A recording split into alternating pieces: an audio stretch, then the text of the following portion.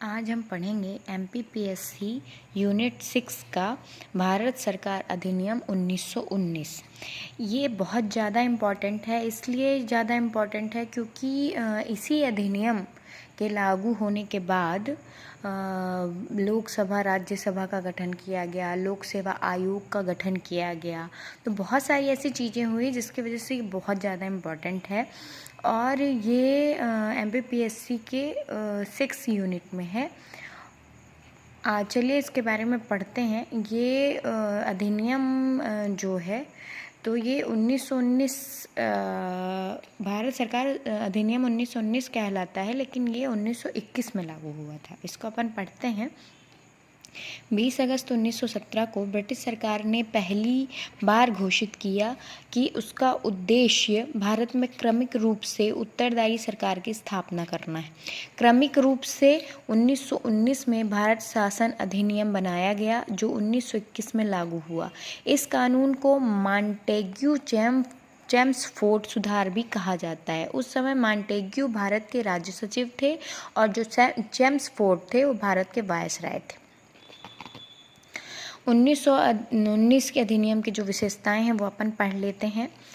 केंद्रीय और प्रांतीय विषयों की सूची की पहचान कर एवं उन्हें पृथक कर राज्यों पर केंद्रीय नियंत्रण कम किया गया। केंद्रीय और प्रांतीय विधान परिषदों को अपनी सूचियों के विषयों पर विधान बनाने का अधिकार प्रदान किया गया, लेकिन सरकार का ढांचा केंद्रीय और एकात्मक ही बना रहा। इसमें प्रांतीय विषयों को पुनः 2 भागों में विभक्त किया गया। केंद्र और प्रांत की चीज़ें अलग अलग की गई। 2 भागों में इसमें लिखा है, इसमें प्रांतीय विषयों को पुनः 2 भागों में विभक्त किया गया, हस्तांतरित और आरक्षित। हस्तांतरित क्या है देखते हैं। हस्तांतरित विषयों पर गवर्नर का शासन होता था और इस कार्य में वह उन मंत्रियों की सहायता लेता था जो विधान परिषद के प्रति उत्तरदायी थे। अब आरक्षित क्षेत्र क्या थे। आरक्षित विषयों पर गवर्नर कार्यपालिका परिषद की सहायता से शासन करता था जो विधान परिषद के प्रति उत्तरदायी नहीं थी। शासन की इस दोहरी व्यवस्था को द्वैध शासन व्यवस्था कहा गया। कौन सी शासन व्यवस्था कहा गया। द्वैध शासन व्यवस्था कहा गया। हालांकि ये व्यवस्था काफ़ी हद तक असफल रही।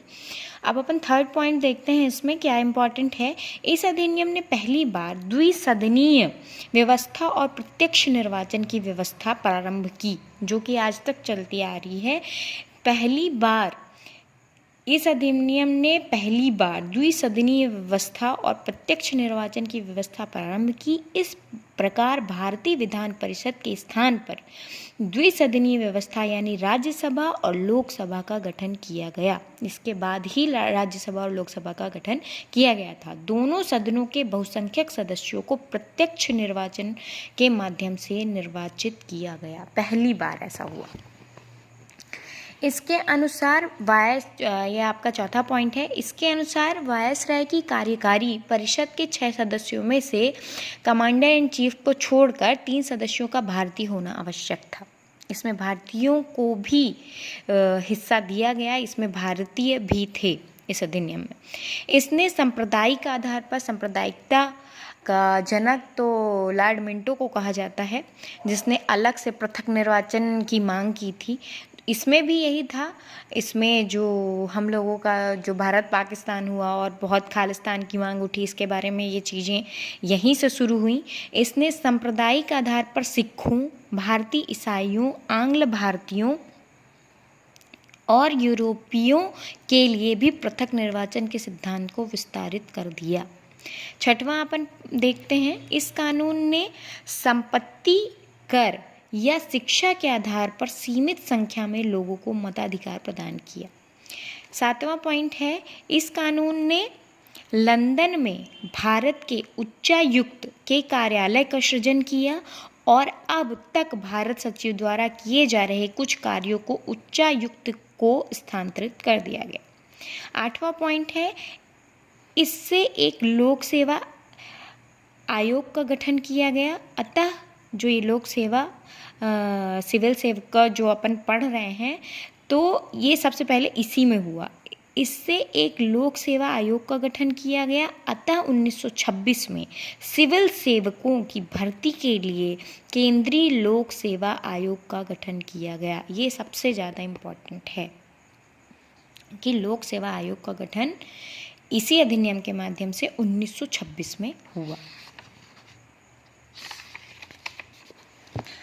इसके 10 पॉइंट हैं। अब नंबर 9, इसमें पहली बार केंद्रीय बजट को राज्यों के बजट से अलग कर दिया और राज्य विधानसभाओं को अपना बजट स्वयं बनाने के लिए अधिकृत कर दिया।